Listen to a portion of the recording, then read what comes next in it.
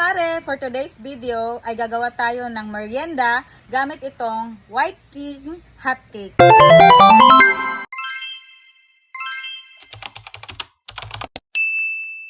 Ito yung mga kakailanganin natin. Kahit anong brand ng full cream milk, pwede. Or powdered milk, isang itlog, butter, at saka 160 gram ng White King hot cake.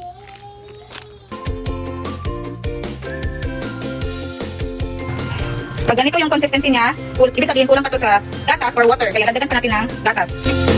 Kahit anong gatas mga mare.